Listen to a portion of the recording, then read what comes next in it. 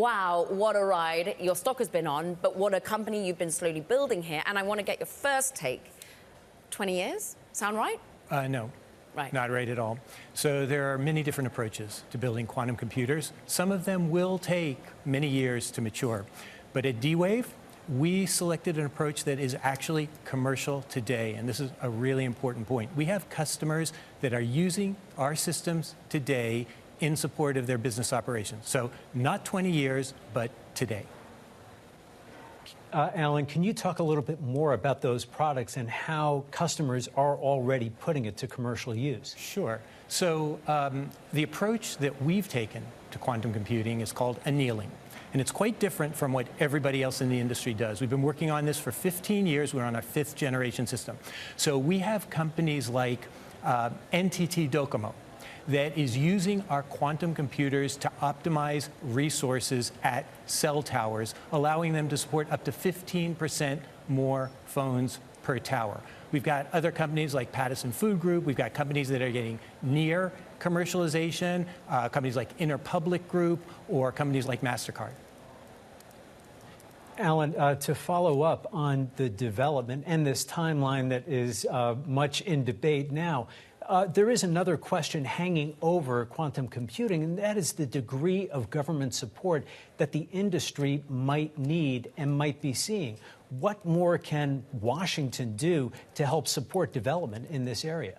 Yeah, so government support is certainly important, although I will say that at D-Wave, we've built our business primarily on commercial customers. We have over 70 commercial customers. But government support is important, and we've actually got an issue right now.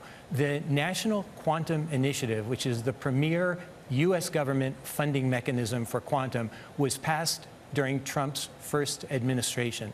It was due to be reauthorized almost a year and a half ago, and under Biden, it still has not been reauthorized. So we're hopeful that with Trump coming back in, that will be reauthorized to provide incremental funding to the quantum industry. There have been incremental and significant breakthroughs of late, though, in quantum. The reason your shares have been up and to the right significantly since October, November, December has been the announcements, for example, on the Willow chip coming from Google. How seismic was that? Because as you articulated at the top, there's lots of different ways of doing quantum here. Yeah. So one of the main issues that must get addressed for what's called gate model quantum computing, which is the approach that pretty much everybody in the industry has taken, other than D-Wave. We do both annealing and gate. But error correction is critical to gate model systems. In fact, there's no evidence at all that without error correction, you'll ever be able to do anything useful with a quantum computer. Well, the Willow announcement basically for the first time showed how error correction could work on a quantum computer at an interesting scale. So this was a very important advancement. Why then? And I'm just going to play hypotheticals with you. Why then do you think Nvidia, which actually partners with Google Quantum's team, is casting some sort of shade on how quickly this could be useful? Yeah, because I think that when you're talking about gate model quantum computers, we are many years away. How many from your perspective?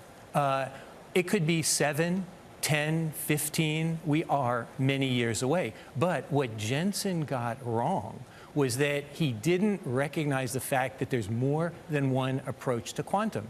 And so I'm guessing he has in his head only gate model, which has some very significant challenges still to be overcome, versus annealing, which is quantum computing that's in use today.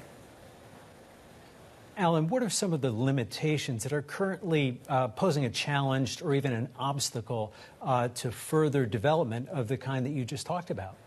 So when it comes to annealing quantum computing, which is the systems that we have in the market today, we're already capable of supporting business applications at commercial scale. But we are continuing to work on growing the size of our quantum computers to solve even larger problems and being able to solve them even faster, although we can solve things pretty fast today. I mean, we've been able to solve problems in the area of material simulation in minutes that would take well over 1 million years to solve on classical computers. So we're pretty good today, but there's a need for increasing size and speed, even in quantum computers. And we continue to work on that.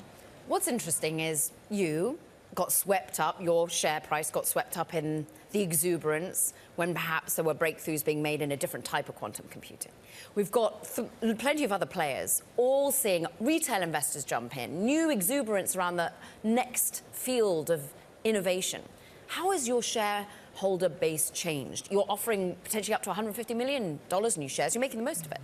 Yeah. So first of all, I would say that the Willow announcement is applicable to gate model, and we are building a gate model system as well, in addition to our annealing system. So that is applicable to work that we are doing.